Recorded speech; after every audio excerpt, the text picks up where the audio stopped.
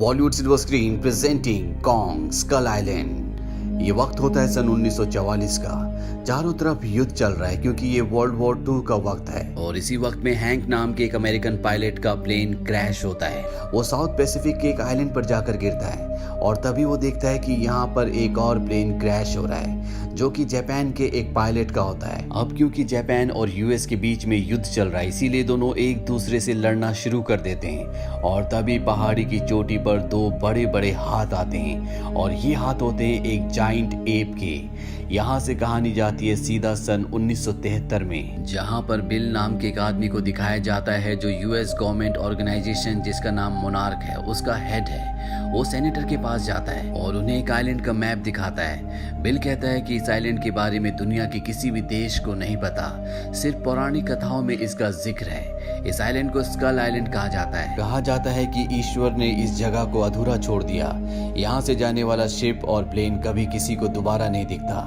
ये जगह Bermuda triangle से भी ज्यादा खतरनाक है। सन 1954 में जब इस जगह पर न्यूक्लियर टेस्ट किए गए थे तो न्यूक्लियर टेस्ट नहीं थे बल्कि वो किसी को मारने की कोशिश कर रहे थे। और अगर इस जगह हम खोज करने के लिए जाएं तो हमें यहाँ पर बहुत कुछ मिल सकता है, पर सेनेटर इन्हें इजाजत नहीं देता। दरअसल इन्हें फंड की जरूरत है। पर जब सेनेटर को बताया जाता है कि 3 दिन बाद रशिया का एक सैटेलाइट उस आइलैंड के ऊपर से गुजरेगा और इसके बाद जो तस्वीरें हमारे पास है वो रशिया के पास भी होंगी, ये सुनकर सेनेटर इन्हें इजाजत दे देता है और इसके बाद ये पूरी की पूरी टीम उस आइलैंड के लिए निकल पड़ती है। इनके साथ जेम्स कॉनार्ड भी होता है जो वियतनाम वॉर लड़ चुका है और इस पूरी यात्रा में जेम्स इन्हें गाइड करेगा।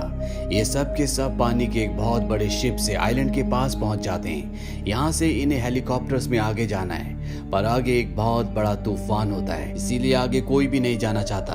बिल कहता है कि हमें ये मौका दोबारा नहीं मिलेगा, हम सबको आगे बढ़ना चाहिए। बिल की बात सब मान जाते हैं और हेलीकॉप्टर्स में तूफान के अंदर एंटर कर जाते हैं जहां पर बहुत तेज बिजलियां चमक रही होती है। और जब ये उस तूफान को पार करते हैं तो ये स्कल आइलैंड पहुंच जाते हैं जो कि बहुत ही खूबसूरत होता है। यहाँ पहुंचने के बाद ये इस आइलैंड पर सिस्मिक बॉम्ब गिराते हैं। सिस्मिक बॉम्ब किसी को नुकसान पहुंचाने के लिए नहीं होता बल्कि इससे धरती में कंपन पैदा होती है जिससे इन्हें पता चल जाता है कि धरती के नीचे क्या है। ये अपने मॉनिटर में देखते हैं कि धरती नीचे से खोखली है, यानी कि नीचे बहुत सारा खनिज पदार्थ है। ये पूरे आइलैंड पर इसी तरह से बॉम्ब गिरा रहे होते हैं और तभी एक हेलीकॉप्टर से एक बहुत बड़ा पेड़ आकर टकराता है जिससे वो क्रैश हो जाता है। और इससे पहले कि ये कुछ समझ पाते ये देखते हैं कि इनके सामने एक बहुत बड़ा जाइंट एप खड़ा है। ये जाइंट एप इतना बड़ा होता है कि इनके हेलीकॉप्टर्स उसके सामने खिलौने जैसे लगते हैं। ये सब उस पर गोलियां चलाना शुरू कर देते हैं जिससे एप गुस्से से भर जाता है और एक एक करके लगभग इनके सभी हेलीकॉप्टर्स को पूरी तरह से तबाह कर देता है। क्रैश हुए हेलीकॉप्टर्स में जितने लोग बचते हैं वो 2 टीम्स में बच जाते हैं। एक टीम को लीड करता है जेम्स और दूसरी को बिल जिसने यहाँ आने का प्लान बनाया था। उसके साथ कर्नल भी होता है जो अपने आदमियों को खोने के बाद बहुत ज्यादा दुखी होता है और वो बिल को गन पॉइंट पर ले लेता है। वो कहता है कि मुझे इस जगह के बारे में सब कुछ सच बताओ। बिल बताता है कि आज से 30 साल पहले मैं ल्योटन नाम के एक शिप पर था जो हमेशा के लिए गायब हो गया। उसमें 1000 लोग थे। उस पूरे शिप में एक मैं ही बचा था। सबको बताया गया कि वो शिप डूब गया, लेकिन सच्चाई ये है कि हमारा शिप डूबा नहीं था बल्कि उसे एक मॉन्स्टर ने डुबाया था। मैं 30 सालों तक लोगों को ये बताता रहा लेकिन कभी किसी ने मेरी बात पर विश्वास नहीं किया। इस दुनिया में मॉन्स्टर होते हैं, हमसे पहले उन्हीं का इस धरती पर राज था और आज नहीं तो कल वो हम तक पहुंच जाएंगे और हम सबको जमीन के नीचे दफन करके एक बार फिर से इस पूरी धरती पर कब्जा कर लेंगे। मैं चाहता हूँ कि तुम हमें यहाँ से पूरे सबूत के साथ सुरक्षित वापस ले जाओ ताकि हम वो सारे सबूत मिलिट्री को दिखा सकें और वापस आकर इन सब मॉन्स्टर को हमेशा के लिए खत्म कर दें। वहीं दूसरी तरफ जेम्स और उसके साथियों को दिखाया जाता है। जेम्स सबको कहता है कि हमें नदी के सहारे समंदर तक पहुंचना होगा, वहां पर हमारा शिप 3 दिनों तक रहेगा।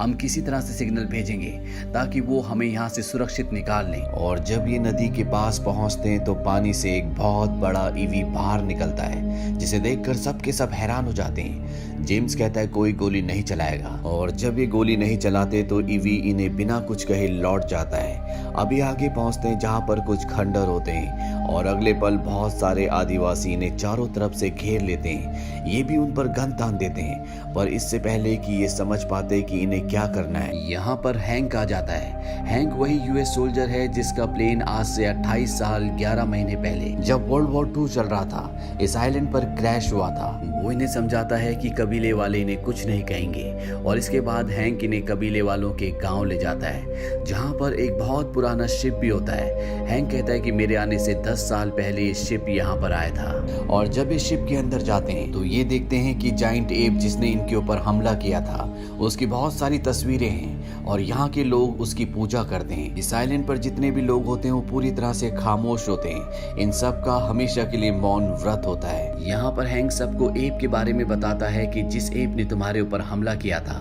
उसका नाम कॉन्ग है, वो यहाँ का राजा है, वो यहाँ पर सबकी सुरक्षा करता है। जब मेरा प्लेन यहाँ पर क्रैश हुआ था तो एक जैपनीज प्लेन भी क्रैश हुआ था और उसका पायलट मेरा दोस्त बन गया था। लेकिन धरती के नीचे कुछ ऐसे जीव हैं जो छिपकलियों की तरह दिखते हैं, उन्हें मैं स्कल क्रॉलर कहता हूँ। वो मेरे जैपनीज दोस्त को खा गए। उन सभी छिपकलियों में एक छिपकली इतनी बड़ी है जो कॉन्ग के पूरे परिवार को, पूरी जाति को खा गई और अब कॉन्ग अपनी जाति का आखिरी बचा हुआ है जो अब भी बढ़ रहा है। कहा जाता है कि अगर कॉन्ग खत्म हो गया तो विशाल स्कल क्रॉलर बाहर आ जाएगी और यहाँ इस आइलैंड पर हर एक चीज को खत्म कर देगी। ये हैंक से पूछते हैं कि कॉन्ग ने हमारे ऊपर हमला क्यों किया। हैंक इन्हें बताता है कि ये आइलैंड कॉन्ग का घर है, अगर तुम किसी के घर पर बॉम्ब ब्लास्ट करोगे तो वो तुमसे इसी तरह से पेश आएगा। साथ ही जब तुमने बॉम्ब गिराए थे तो नीचे से स्कल क्रॉलर ऊपर आ गए थे जिन सबको कॉन्ग ने खत्म कर दिया, नहीं तो तुम में से कोई भी नहीं बच पाता। ये हैंक को बताते हैं कि 3 दिनों में हमें आइलैंड के दूसरे छोर तक पहुंचना है जहां पर समंदर में हमारा शिप हमारा इंतजार कर रहा है। हैंक इन्हें कहता है कि तुम वहां 30 दिनों में भी नहीं पहुंच सकते, लेकिन मेरे पास एक बोट है जिससे हम 3 दिनों में उस जगह पहुंच सकते हैं, पर पहले हमें उसे रिपेयर करना होगा। वहीं दूसरी तरफ दिखाया जाता है जहां पर पैकर्ड बिल और उसके लोग जंगल से आगे बढ़ रहे हैं। तभी उनके ऊपर एक बहुत बड़ी मकड़ी हमला कर देती है। ये उस मकड़ी को खत्म कर देते हैं। इन्हीं का एक और साथी होता है जो दोनों टीमों से अलग हो चुका है जिसका नाम चैपमैन है और जब वो नदी में पानी पीने के लिए जाता है तो देखता है कि सामने से कॉन्ग आ रहा है। कॉन्ग उसे नहीं देखता और जब कॉन्ग पानी पीता है तो उसके ऊपर एक बहुत बड़ा ऑक्टोपस हमला कर देता है। कॉन्ग उस ऑक्टोपस को मारकर खा जाता है और इस जगह से निकल जाता है। चैपमैन इसके बाद एक पेड़ के ऊपर बैठ जाता है, पर ये पेड़ नहीं होता बल्कि ये एक क्रिएचर है जो यहाँ से भाग जाता है क्योंकि उसके सामने स्कल क्रॉलर आ गया होता है और ये स्कल क्रॉलर चैपमैन को खत्म कर देता है। वहीं कबीले में दिखाया जाता है जहाँ पर सब बोट को रिपेयर कर रहे हैं।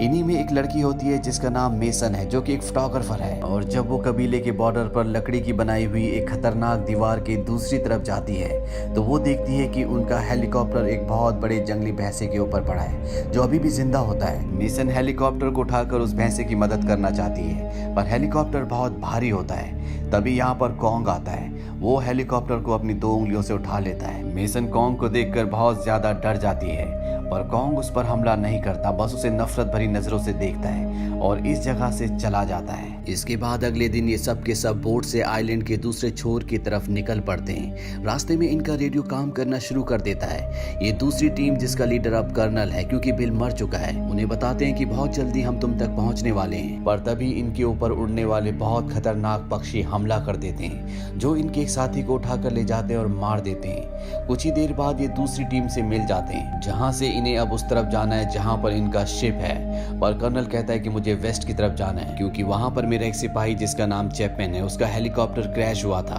दरअसल कर्नल पैकर्ड को नहीं पता कि चैपमैन अब मारा जा चुका है। हैंक यहाँ पर सबको चेतावनी देता है कि हमें वेस्ट की तरफ नहीं जाना चाहिए क्योंकि वहां पर स्कल क्रॉलर है, लेकिन कर्नल पैकर्ड जेम्स को कहते हैं कि तुम्हारा काम हमें रास्ता दिखाना है, साथ ही उन लोगों को ढूंढना जो खो चुके हैं। इसीलिए जेम्स को उसकी बात माननी पड़ती है और अब सब के सब वेस्ट की तरफ जाते हैं जहां पर ये सब एक कंकालों की घाटी तक पहुंचते हैं। हैंकमैन इन सबको बताता है कि ये जो कंकाल हैं ये डायनासोर्स के और कॉन्ग की फैमिली के हैं और जब ये इस घाटी से आगे बढ़ रहे होते हैं तभी इन पर वो स्कल क्रॉलर जिसने चैपमैन को मारा था वो इन पर हमला कर देता है। साथ ही यहाँ पर उड़ने वाले पक्षी जो इनके एक साथी को नाव से उठा कर ले गए थे वो भी इनके ऊपर हमला कर देते हैं। ये सारे पक्षियों को मार देते हैं और साथ ही स्कल क्रॉलर को भी। हैंक कर्नल पैकर्ड को कहता है कि जल्द से जल्द हमें इस इलाके से निकल जाना चाहिए क्योंकि ये स्कल स्कल क्रॉलर का इलाका है, पर कर्नल पैकर्ड यहाँ पर अपने साथी चैपमैन के बिना नहीं जाना चाहता। तभी जेम्स उसे चैपमैन का लॉकेट दिखाता है। वो कहता है कि ये स्कल क्रॉलर के अंदर से निकला था, यानी कि वो मारा जा चुका है, हमें वापस चलना चाहिए।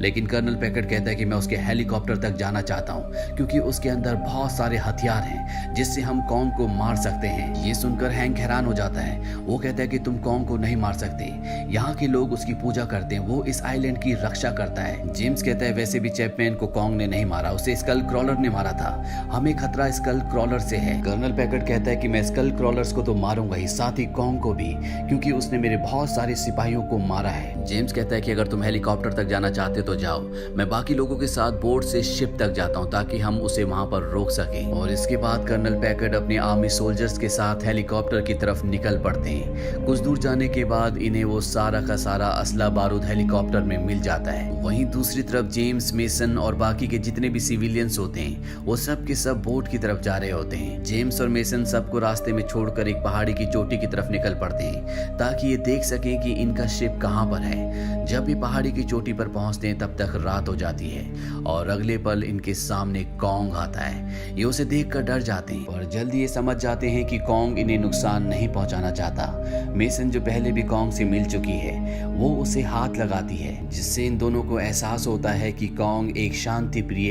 एप है। तभी जंगल में एक ब्लास्ट होता है जो कर्नल पैकर्ड और उसके साथियों ने किया होता है। दरअसल उन्होंने कॉन्ग के लिए एक ट्रैप बिछाया है। कॉन्ग जब उस जगह पहुंचता है तो वो इनके ट्रैप में फंस जाता है। वो बुरी तरह से जल जाता है, जिस वजह से कॉन्ग बेहोश हो जाता है और अब ये कॉन्ग को बॉम्ब से उड़ाना चाहते हैं। पर इससे पहले कि ये ऐसा करते यहाँ पर जेम्स, मेसन और हैंक आ जाते हैं, जो कर्नल पैकर्ड को गन पॉइंट पर ले लेते हैं और उसे बॉम्ब ब्लास्ट करने से मना करते हैं। कर्नल पैकर्ड अपने आदमियों से कहता है कि इन्हें खत्म कर दो, लेकिन अब उसके जो सोल्जर्स हैं वो भी उसके खिलाफ हो चुके हैं, क्योंकि वो जानते हैं कि कॉन्ग इनका दुश्मन नहीं है बल्कि इनका दुश्मन स्कल क्रॉलर है। और तभी पानी के अंदर से एक जाइंट स्कल क्रॉलर बाहर निकलता है और इससे पहले कि वो इन सबको खत्म करता, कॉन्ग होश में आ जाता है। और इससे पहले कि कर्नल पैकर्ड बॉम्ब ब्लास्ट करता, कॉन्ग उसे अपने हाथ के नीचे दबा देता है।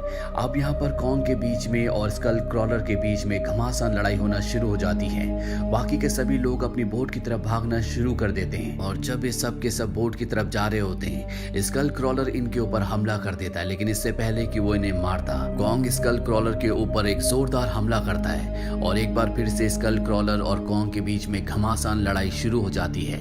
वहीं मेसन पहाड़ी की एक चोटी पर जाती है जहां से वो फ्लेयर गन चला देती है ताकि शिप में जो भी लोग हैं उन्हें सिग्नल मिल जाए। वहीं कॉन्ग और स्कल क्रॉलर की लड़ाई में कॉन्ग जंजीरों में फंस जाता है और इससे पहले कि स्कल क्रॉलर उसे मारता, इंसान उसके ऊपर गोलियों से हमला कर देते हैं, जिससे स्कल क्रॉलर का ध्यान उनकी तरफ आकर्षित होता है और वो उनकी बोट को कुचलने के लिए उनकी तरफ बढ़ना शुरू कर देता है। पर तभी कॉन्ग भी अपने आप को जंजीरों से छुड़ा लेता है। दरअसल ये एक पुरानी बहुत बड़ी शिप की जंजीरें होती है जिसमें उसका एक ब्लेड भी होता है। कॉन्ग उस ब्लेड से उस स्कल क्रॉलर को बुरी तरह से जख्मी कर देता है। यहाँ पर जो मेसन पहाड़ी की चोटी पर होती है वो भी पानी में गिर जाती है, पर इससे पहले कि उसकी जान जाती, कॉन्ग उसे पानी से निकाल लेता है। स्कल क्रॉलर अभी भी जिंदा होता है। वो उसी हाथ को अपने मुंह के अंदर डाल देता है जिसके अंदर मेसन है, लेकिन कॉन्ग उसकी जबान बाहर निकाल देता है जिससे वो मारा जाता है। इसके बाद कॉन्ग मेसन को नदी के किनारे रखता है जहां पर जेम्स उसके पास आता है। मेसन अभी भी जिंदा होती है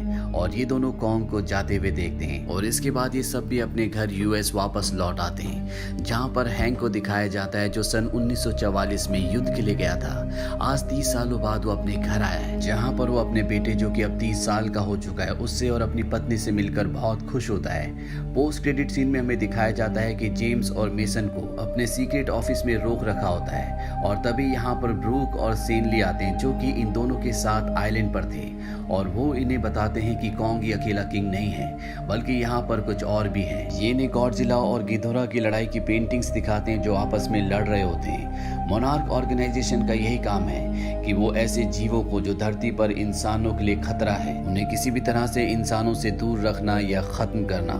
इसका नेक्स्ट पार्ट है गॉडजिला, जिसका लिंक हमने नीचे डिस्क्रिप्शन में दिया है। ये फिल्म ईयर 2017 में रिलीज हुई थी। IMDb पर इसकी रेटिंग है 6.6। इस फिल्म का बजट था $185 मिलियन और बॉक्स ऑफिस पर इसने कमाई की थी $566.7 मिलियन की। उम्मीद करते हैं कि ये कहानी आपको पसंद आई होगी।